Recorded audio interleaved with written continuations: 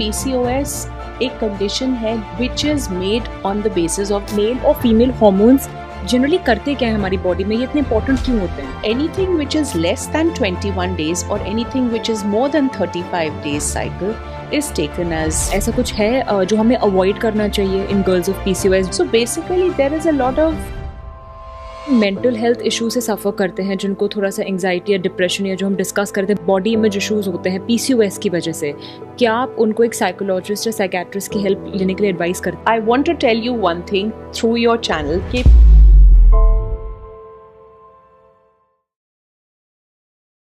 PCOS जिसे हम कहते हैं पॉलीसिस्टिक ओवेरियन सिंड्रोम दुनिया में सबसे कॉमन कारण है फीमेल इनफर्टिलिटी का।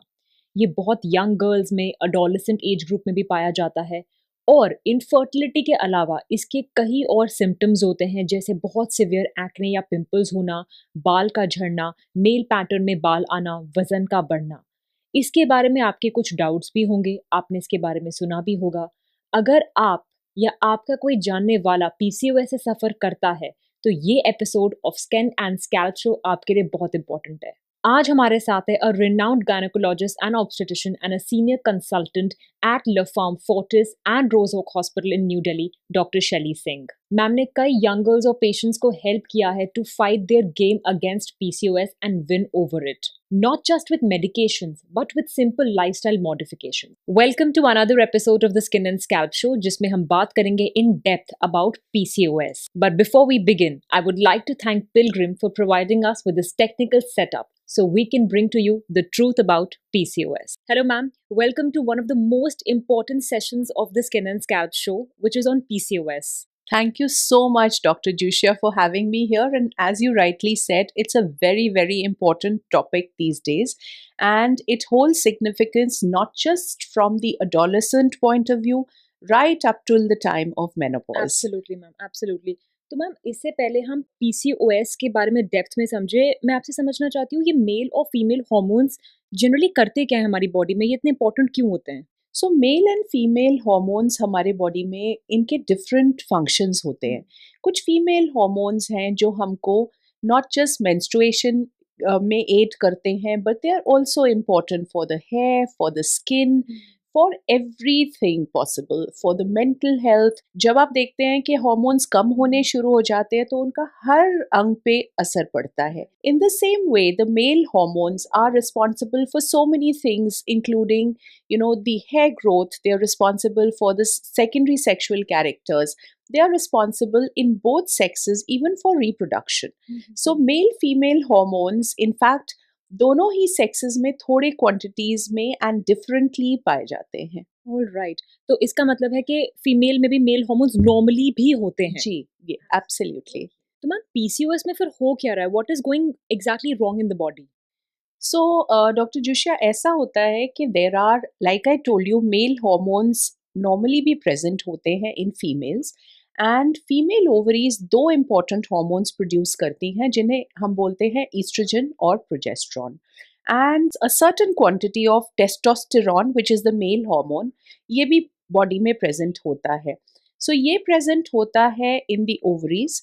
Adrenals होते हैं एक set of glands जो टेस्टोस्टेरॉन को प्रोड्यूस करते हैं एंड सम टेस्टोस्टेरॉन जो कि स्किन और फैट में भी होता है।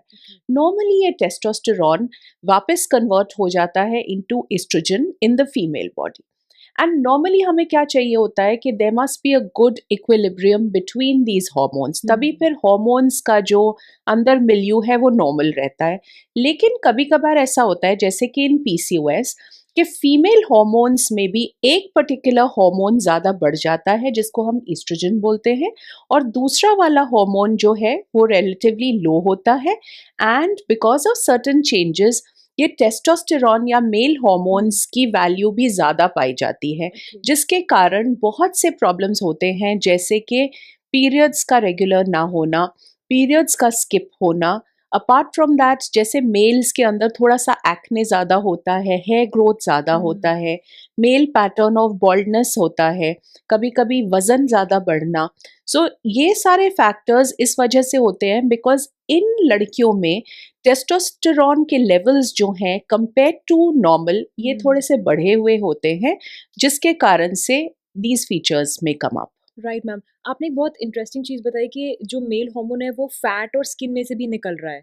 तो तभी ऐसा होता है कि जो लोग ओबीज होते हैं उनको ज़्यादा ये प्रॉब्लम्स होती हैं? Yes, absolutely. तो इसका मतलब उनके फैट में से भी ये हार्मोन Yes, निकल रहा yes. है। In okay, fact, 80% patients of PCOS will be obese or overweight. Okay. आजकल सिर्फ 20% ऐसे पेशेंट्स हैं जो लीन या पतली लड़कियां हैं जिनमें ये प्रॉब्लम हो रहा है. ओके, ऑल्दो पहले ये देखा जाता था कि सिर्फ ओबीस लड़कियों में ये पाया जाता था और हम सोचते थे कि सिर्फ उन्हीं में होता है, बट आजकल there is a subset which is called lean PCOS अच्छा, ऑल्सो. और ये क्यों होता है मैम?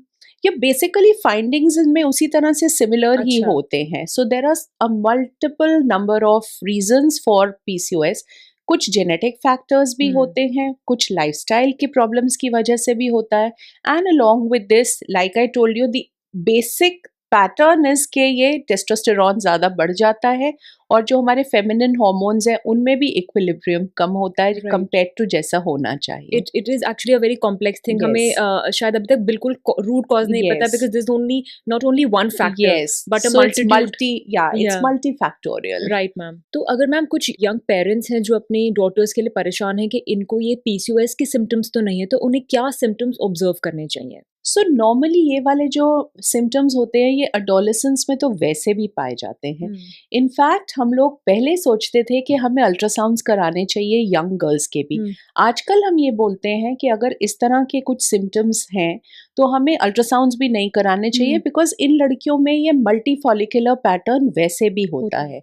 सो हम नॉर्मली बोलते हैं कि 8 साल पीरियड्स हो जाने दीजिए, उसके Okay. बाद में फर्स्ट अल्ट्रासाउंड कराइए, बिकॉज मेनाकी से लेके 8 साल तक नॉर्मल अल्ट्रासाउंड फीचर्स भी इसी तरह से होते हैं. ओके, बट जो सिम्टम्स हैं जो हमें अलर्ट करने चाहिए वो यही है कि they are quite common to what can happen in normal adolescence also, कि थोड़ा सा एक्ने ज़्यादा होता है, there is some normal hair which is present, लेकिन कभी कभी अगर एबनॉर्मल थिक फेशियल हेयर है ओके, जो कि या तो चिन के ऊपर है या it is there on the upper lip के ऊपर है, या इवन एट एबनॉर्मल प्लेसेस जैसे यू फाइंड के ब्रेस्ट के ऊपर है, चेस्ट के ऊपर है, okay, even on the back, even on the abdomen, legs के ऊपर. तो अगर बहुत ज़्यादा हेयर ग्रोथ है, जैसे थिक हेयर ग्रोथ है, that is another thing. Weight gain अगर बहुत ज़्यादा हो रहा है, जब पीरियड्स शुरू होते हैं तो again it's a little complex, because जब पीरियड्स वैसे भी शुरू होते हैं तो थोड़ी से इरेगुलरिटीज होते हैं. आपने भी देखा होगा कि अक्सर 2-3 साल पीरियड्स के शुरू होने के बाद भी लड़कियों को बहुत एबनॉर्मल काइंड ऑफ मेंसेस होते हैं, रेगुलर पीरियड्स नहीं होते हैं. सो इसी तरह की पैटर्न होता है. तो it they are overlapping symptoms के जो नॉर्मल एडोलेसेंस में भी होता है और PCOS में भी होता है, कि पीरियड स्किप हो रहे हैं, जब हो रहे हैं तो बहुत हैवी पीरियड्स हो रहे हैं. सो ये भी these are also some of the factors which are seen. And apart from that, basically it will be things like skin changes, or there will be some hair changes, hair fall which may be there.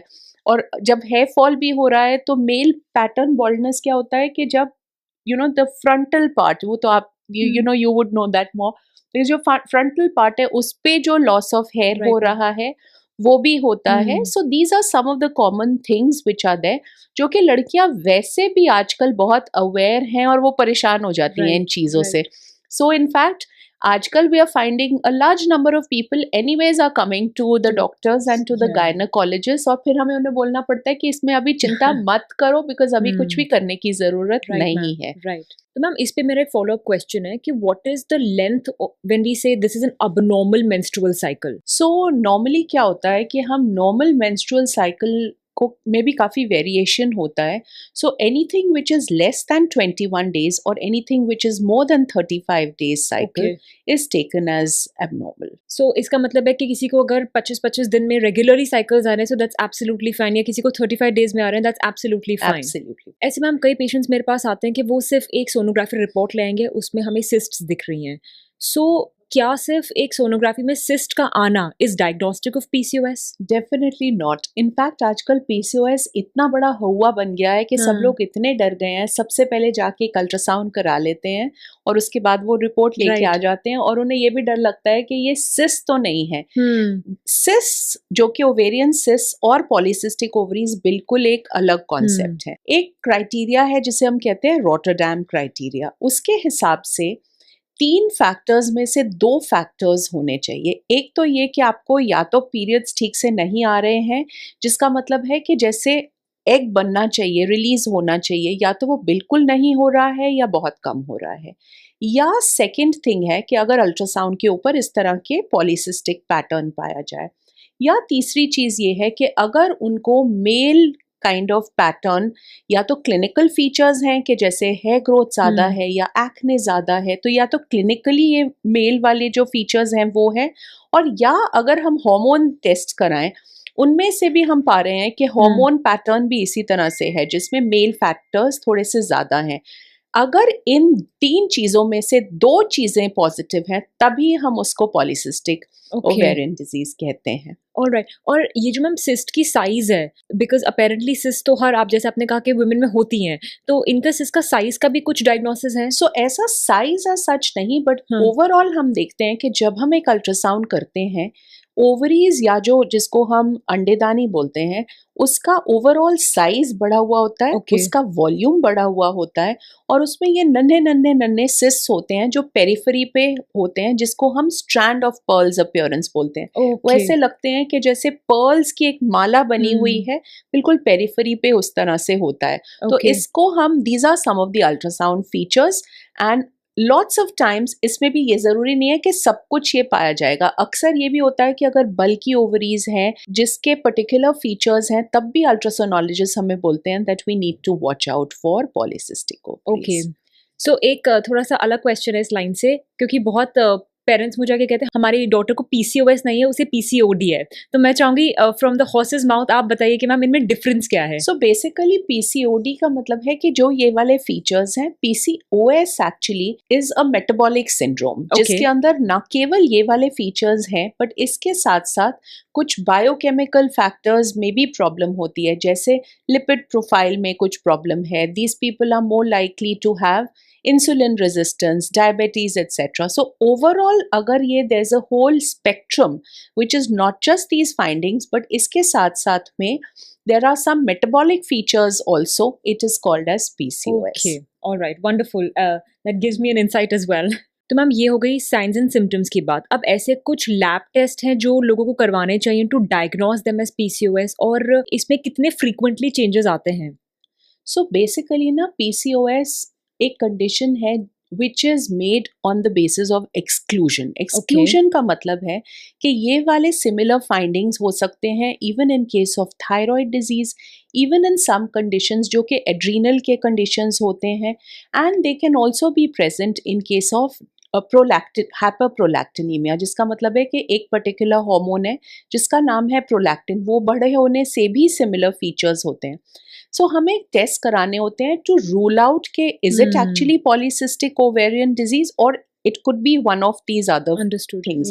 सो इसमें जो हम common test करवाते हैं, some of them need to be done on the second or the third day of your period. जैसे आज period शुरू हुआ है तो कल या परसों हमें ये करवाने होते हैं, बिकॉज हमें उसका एक पर्टिकुलर रेशियो ऑफ हॉर्मोन्स भी चाहिए होता है बिफोर वी एक्चुअली लेबल के ये पॉलीसिस्टिक ओवेरियन डिजीज है। सो इसमें क्या होता है कि हमें कुछ जो बेसिक टेस्ट कराने हैं, एक तो बेसिक जैसे एक कंप्लीट ब्लड काउंट, शुगर्स करवाने की ज़रूरत है।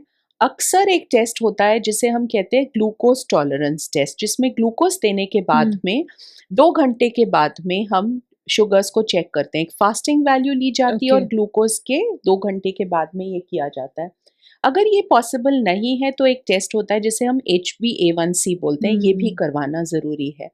Apart from that thyroid test होने चाहिए। ये जो टेस्ट मैं आपको स्पेसिफिकली बोल रही हूँ, मोस्ट अच्छी लेबोरेटरीज में there is a panel for testing all these things.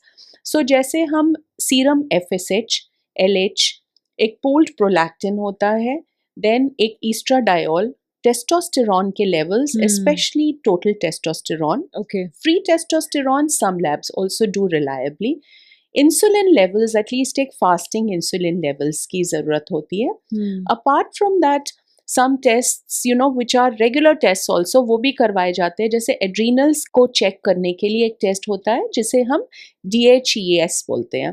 एक 17 हाइड्रोक्सी प्रोजेस्ट्रॉन है जो हमें करवाना होता है. तो ये वाले जब हम सब टेस्ट करवाते हैं, उसके बाद में अगर वो सब ठीक आ रहे हैं जो कि एड्रीनल रिलेटेड है या थायराइड रिलेटेड है या प्रोलैक्टिन लेवल्स है और हमारे बाकी के फाइंडिंग्स में कुछ प्रॉब्लम है, तो फिर हम उसे लेबल करते हैं as polycystic ovarian syndrome. So basically ये जो पैनल है ये करवाया जाता है to rule out other conditions, and एक lipid profile as well. I think I just left that out. Okay, इसका मतलब है अगर कोई पेशेंट का प्रोलैक्टिन बढ़ा हुआ आता है तो उसका ये मतलब नहीं है कि उनको PCOS है. They need to go further investigations and visit a gynaecologist, endocrinologist to see the root cause of that. Yes, absolutely right, because I have seen patients coming saying doctor हमारा एक हार्मोन बढ़ा था, हमें PCOS है, और जब मैं reports मंगवाती तो यार DHEAS बढ़ा होता है या फिर प्रोलैक्टिन बढ़ा होता है. यू नो आजकल Google is such a big culprit. एक तरफ तो हम ये Google of course is something which is very helpful, even it helps us also,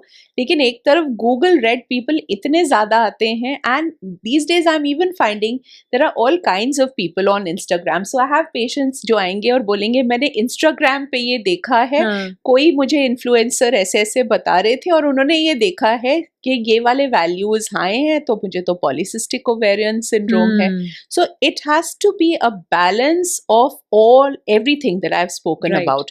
कि अगर आपको मेंस्ट्रुअल प्रॉब्लम्स हैं या अगर आपको you know there are features जो हमें बता रही हैं कि ओव्यूलेशन या तो कम हो रही है या नहीं हो रही है, या हम ऐसा देख रहे हैं कि हार्मोनल लेवल्स बढ़े हुए हैं या clinical features of male hormones increasing are there, या फिर अल्ट्रासाउंड पे अगर कुछ पॉलीसिस्टिक फीचर्स हैं, इनमें से अगर दो चीजों में से तीन चीजों में से दो चीजें पाई जाती हैं, तभी हम उसको पॉलीसिस्टिक ओवेरियन सिंड्रोम बोल सकते हैं. सो बेसिकली इंफॉर्मेशन सब है गूगल पे, but you need an expert to interpret the information for you, because you know it leads to unnecessary panic also and unnecessary interventions a lot of times. Right. अब जब हमने समझ लिया है कि PCOS को कैसे हमें डायग्नोज करना है और कैसे देखना है कि अगर एक हमारी डॉटर या हमारी सिस्टर PCOS से सफर तो नहीं कर रही है, but once we have had that, PCOS का फ्यूचर में इम्प्लीकेशन क्या होता है? What can happen for someone who is suffering from PCOS?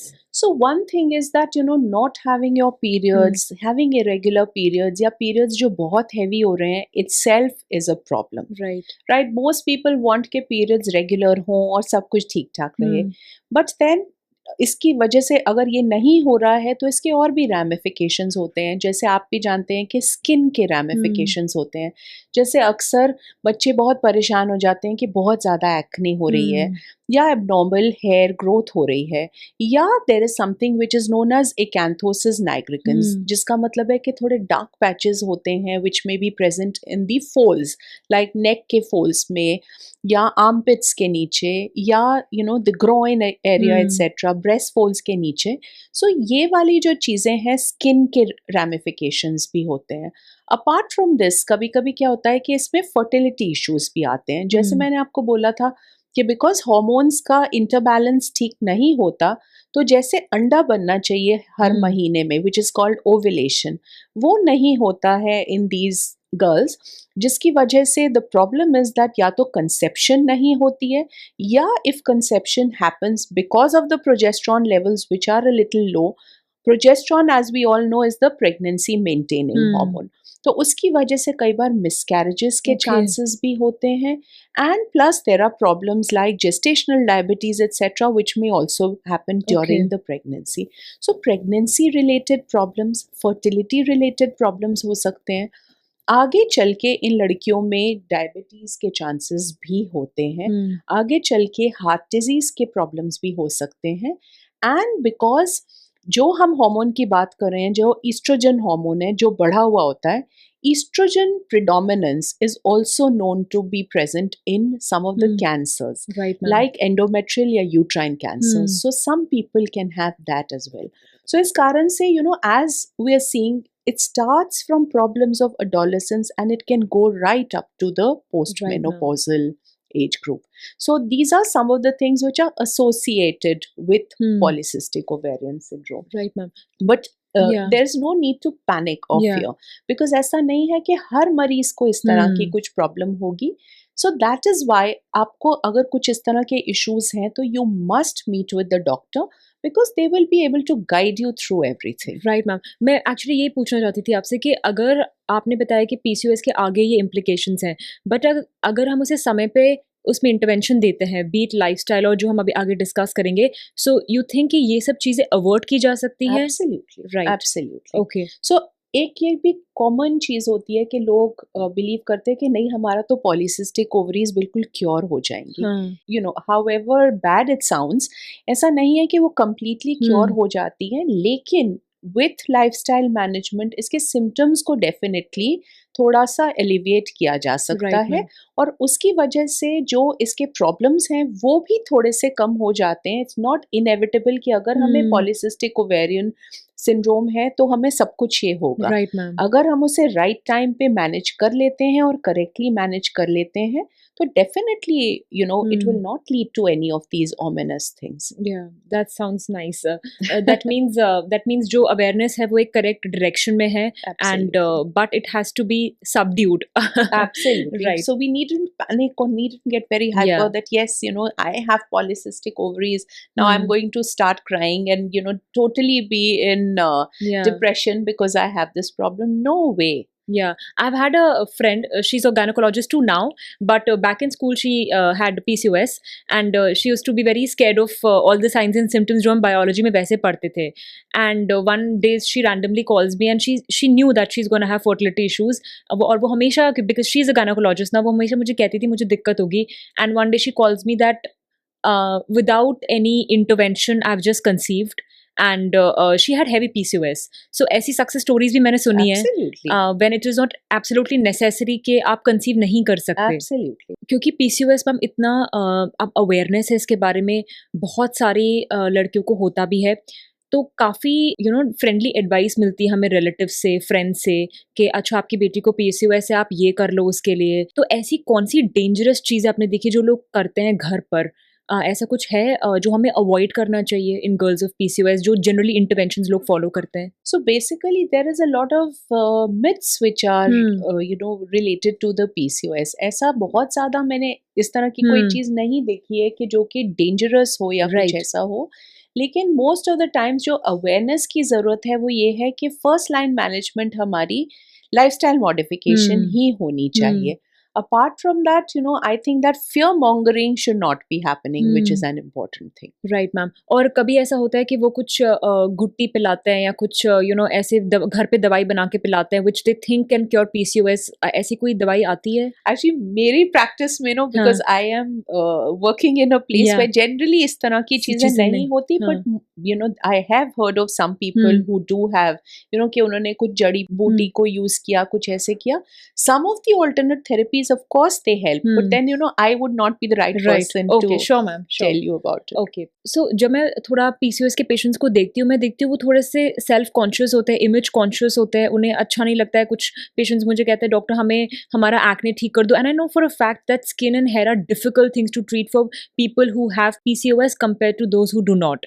तो उनके लिए मुझे ज़्यादा इंटरवेंशंस करनी पड़ती है, शायद ज़्यादा मेडिकेशन देनी पड़ती हैं.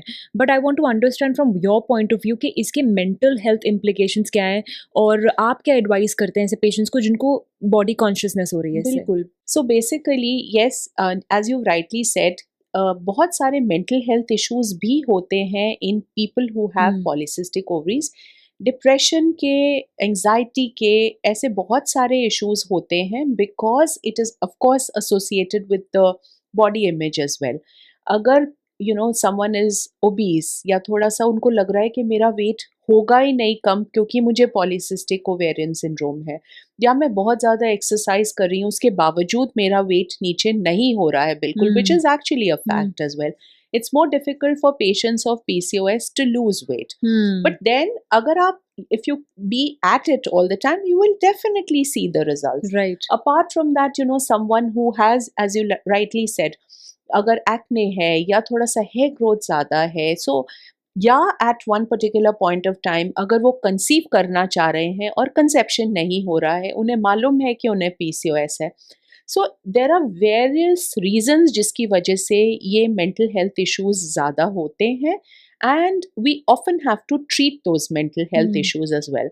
And as you reminded me, one of the things जो इसमें पाया जाता है, it's also called the sleep apnea syndrome, which means sleep disorders are also more common in case of polycystic ovarian syndrome. अच्छा, इसमें आप इलैबोरेट कर सकते हैं मैम स्लीप सो एपनिया? बेसिकली ये है कि जो स्लीप के डिस्टर्बेंसेस होते हैं, वो ठीक से उन्हें नींद ना आना, सुबह के समय जब वो उठते हैं तो they don't feel fresh, they are feeling tired all the time. So these are some of the things which do require a management of a sleep specialist as well. तो मैम जैसे हम डिस्कस कर रहे थे PCOS की काफ़ी patients को infertility issues होते हैं, but is it a taken कि अगर आपको पीसीओएस है तो आपको आईवीएफ इंटरवेंशन की जरूरत पड़ेगी ही पड़ेगी? बिल्कुल भी नहीं, क्योंकि ऐसा होता है कि आईवीएफ पेशेंट्स स्पॉन्टेनियसली भी कंसीव कर जाते हैं, क्योंकि ज़रूरी नहीं है कि उनके हर पीरियड में ओवुलेशन नहीं होगी या एग रिलीज नहीं होगा. सो स्पॉन्टेनियस कंसेप्शन भी होती है. सेकेंडली, क्योंकि ये इशू है कि ओवुलेशन नहीं हो रही है, आजकल कुछ ड्रग्स भी अवेलेबल हैं जिससे ओवुलेशन हो जाती है आसानी से और वो कंसीव कर पाते हैं. सो वो भी होता है. और प्लस जब कंसेप्शन हो जाती है, कभी कभी हमें उसमें एक्स्ट्रा प्रोजेस्टेरॉन या हार्मोनल सपोर्ट भी देना पड़ता है, जो अगर हम करते हैं तो बहुत सारी लड़कियां आराम से कंसीव करती हैं. एंड देयर आर टाइम्स जबकि वो मतलब most of the times they will have healthy babies also.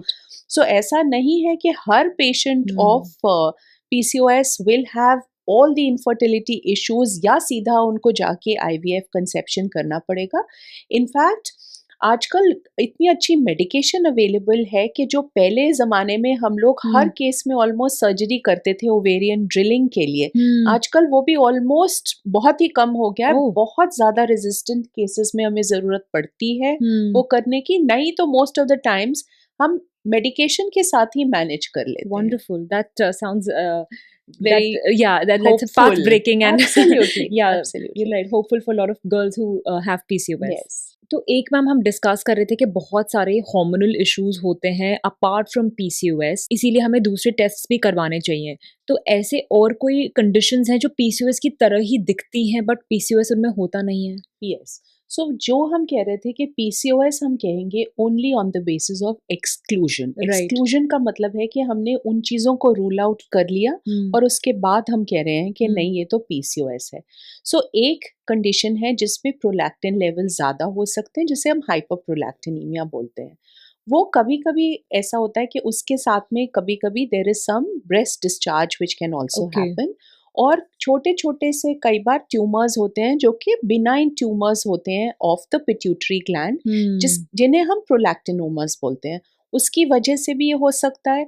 Hyperprolactinemia कई बार कुछ मेडिकेशन की वजह से भी हो सकता है, कुछ ड्रग्स जो हम यूज़ करते हैं उसकी वजह से भी हो सकता है, कई बार स्ट्रेसेस की वजह से भी हो सकते हैं. तो there are multiple reasons for hyperprolactinemia.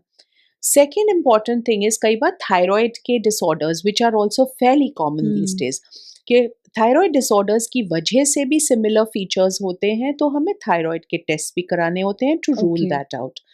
The third important thing is कि कभी कभी एड्रीनल ग्लैंड्स, दो छोटे छोटे ग्लैंड्स होते हैं जो किडनीज के ऊपर होते हैं, और these are also important glands. So अगर इनकी हाइपरप्लेजिया होता है या इनके ट्यूमर्स होते हैं या कभी कभी ओवेरियन ट्यूमर्स होते हैं, सो ये कारण भी हमें डिफरेंशियल डायग्नोसिस में रखना पड़ता है. और जब हम इन्हें एक्सक्लूड कर लेते हैं तो उसके बाद फिर हम कहते हैं कि yes it is PCOS. Basically आपको एक एक्सपर्ट से मिलके ही डिसाइड करना पड़ेगा whether you can be labelled as a patient of PCOS. It's not something that can be self diagnosed with lab tests. Yes, and like I told you के menarche का मतलब है जब जब पीरियड्स शुरू होते हैं यंग गर्ल में, तब से अगर हम अल्ट्रासाउंड करवाते हैं तो हमें सिमिलर फीचर्स ही मिलेंगे. तो वो मल्टी फॉलिकुलर ही होता है. अगर आपके पास 12 या 13 साल की लड़की है जिसमें जो नॉर्मल भी ये हम्म, प्रॉब्लम्स होते हैं, हम्म, ऐसा हो रहा है और हम उसमें जाके अल्ट्रासाउंड करा देते हैं, तो ऑब्वियसली हम गलत लेबल कर रहे हैं ना, because this right, is a normal normal thing, thing which is also found in adolescent girls. अच्छा, राइट, राइट मैम। तो मैम जैसे आप बता रहे थे कि जीन्स पे भी डिपेंड करता है किसी को पीसीओएस होगा, बट ऐसे कुछ फैक्टर्स हैं, लाइफस्टाइल फैक्टर्स, जिसकी वजह से लोगों को पीसीओएस डेवलप हो जाता है? ऑफ कोर्स आजकल बहुत अनहेल्दी लाइफस्टाइल है जो most of us are leading. So अगर हम एक्सरसाइज नहीं कर रहे हैं, मोस्ट ऑफ द टाइम्स हमारा बहुत ही सीडेंट्री लाइफस्टाइल है, तो हम सारा दिन कंप्यूटर पे या लैपटॉप से बैठ के काम कर रहे हैं, बाहर आउटडोर एक्सरसाइज बिल्कुल भी नहीं है. अलॉन्ग विद दैट खाने पीने में बहुत प्रॉब्लम्स है कि बहुत ज़्यादा ओबिसिटी भी हो रही है इसकी वजह से. अनहेल्दी खाना खाना, प्रोसेस्ड जंक फूड खाना, बहुत ज़्यादा शुगर्स खाना, अपार्ट फ्रॉम दैट वजन का बढ़ना. So these are some of the things जिसकी वजह से जो भी सिम्टम्स ऑफ पॉलिसिस्टिक ओवरीज हैं वो भी बढ़ जाते हैं.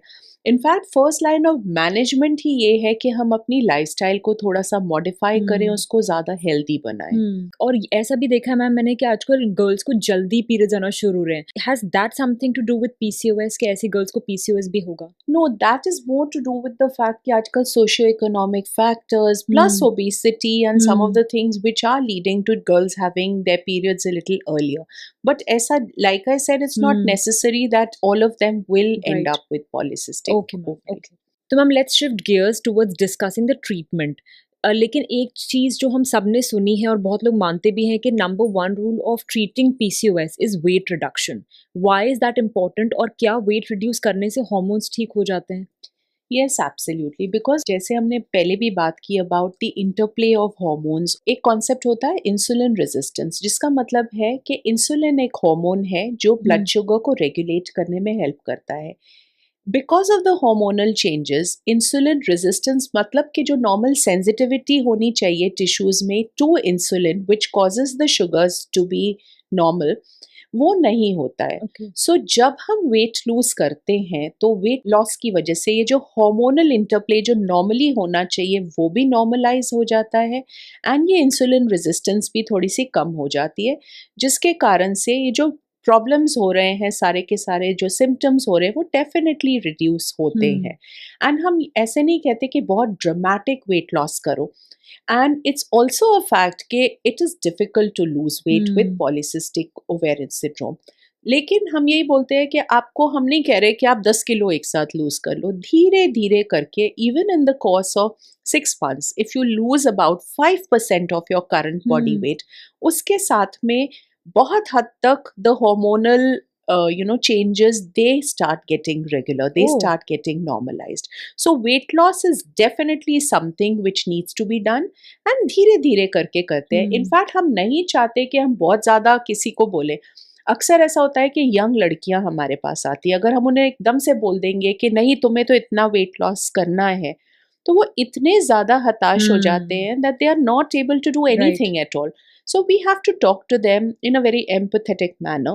धीरे धीरे करके weight loss करें, body shaming ना करेंगे, because these are some of the things which are very important to a young person or anyone for that matter. And also that weight loss has to be gradual and slowly जितना कर सकते हैं उतना करते रहें, because ऐसा नहीं होना चाहिए कि हम इतना बोल दें कि वो बिल्कुल ही उस कॉन्सेप्ट को ही छोड़ दें कि वेट लॉस तो हमारा हो नहीं रहा, let it be, we will not do it. Right ma'am.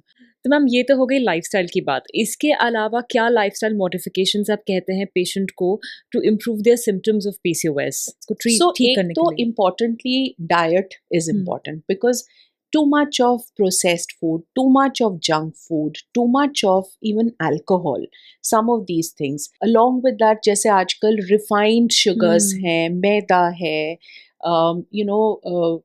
some people also advocate कि gluten free जितना आप रखेंगे that will also help you. So एक nutritionist की आप opinion और एक diet plan भी ले सकते हैं, just in case you're finding it difficult on your own. Millets का concept है, because nutritionally you're eating a regular healthy diet, small portion size, more of green vegetables, more of your seasonal fruits, some mixed seeds, nuts, all these things जिनका low glycemic index है. So weight के साथ साथ एक nutritionist opinion भी अगर हो जाए, diet अगर आप follow करें, and along with that weight जितना कम होगा, फर्स्ट लाइन ट्रीटमेंट तो यही होता है. Along with this, there is also the concept के विटामिन डी की डेफिशिएंसी की वजह से भी ये होता है, तो विटामिन डी लेवल्स भी चेक करके हम we start on that as well. And कुछ न्यूट्रिशनल सप्लीमेंट्स होते हैं जिनको भी हम स्टार्ट कर सकते हैं. सो ऑफ कोर्स ये तो लाइफस्टाइल मॉडिफिकेशन हो गई, and then there are some medicines and some nutritional supplements which are also available which are useful in treating polycystic ovarian syndrome. Weight loss के अलावा मैम क्या लाइन ऑफ ट्रीटमेंट हम follow करते हैं for a patient of PCOS? So lifestyle modification के अलावा there are some medicines which are available. अब ये मेडिसिन्स डिपेंड करेंगी कि हमारा ऑब्जेक्टिव क्या है, कि हम सिर्फ अपने पीरियड्स को रेगुलराइज करना चाह रहे हैं, या सिर्फ हम जो प्रॉब्लम्स हो रहे हैं जैसे एक्ने या हेयर ग्रोथ उसको ठीक करना चाह रहे हैं, या हम फर्टिलिटी ट्रीटमेंट चाह रहे हैं, या एट एन ओल्डर एज हम चाह रहे हैं कि हमारे शुगर्स कंट्रोल में रहे, या प्रेगनेंसी के दौरान अगर प्रेगनेंसी नहीं हो रही है तो उसके लिए हमें क्या करना है वो हम क्या कर रहे हैं, या एट एन ओल्डर एज अगर हमको बिकॉज ऑफ ईस्ट्रोजन प्रिडोमिनेंस अगर हमें एबनॉर्मल कुछ ब्लीडिंग हो रही है या कुछ एंडोमेट्रियल कैंसर का कुछ इशू लग रहा है, तो इसके अलग अलग टाइम्स पे depending upon what our objective is the management will also be different. Right, ma'am. Right. Now, ma'am, ये तो हो गई लाइफस्टाइल मॉडिफिकेशन की बात, but I want to understand कि ओसीपीज का या ओरल कॉन्ट्रासेप्टिव पिल्स का कहाँ यूज होता है पीसीओएस में, और क्योंकि मैंने देखा है बहुत पेशेंट्स इस पे होते हैं, कुछ लोग डरते हैं इसे लेने से, तो आप अगर इसके बारे में कुछ बता सके तो. So OCPs हमें चाहिए होते हैं to regularize our periods. अगर बहुत हैवी पीरियड्स हो रहे हैं तो उन्हें भी कम करने के लिए, अगर हमको इवन थिंग्स लाइक एक्ने है या एबनॉर्मल हेयर ग्रोथ है, इसमें भी there is a role of oral contraceptive pills. So there are numerous reasons why we give these oral contraceptive pills. और जो इतना लोग डरते हैं कि नहीं हमें नहीं OCPs नहीं लेना है, तो क्या ये सही है इतना डरना इससे? अब क्या मिथ्स हैं जो आप जनरली देखते हैं पेशेंट्स को होते हैं? So I think कि because of so much of negativity in the media and for what people have read, oral pills को बहुत ज़्यादा vilify किया जाता है. देखिए, it's the most common way in which people even plan pregnancies, or they use family planning. So लेकिन जब when it comes to giving it to young girls, or or it is because of other reasons, people are extremely scared. उनको लगता है कि इसमें वजन बढ़ जाएगा, उनको लगता है कि ये मेरे पूरे बॉडी को, मेरे हार्मोन्स को completely erratic कर देगा, उनको लगता है कि सारे मेंटल प्रॉब्लम्स हमें स्टार्ट हो जाएंगे, हेडेक्स, माइग्रेन्स, ये सब शुरू हो जाएगा.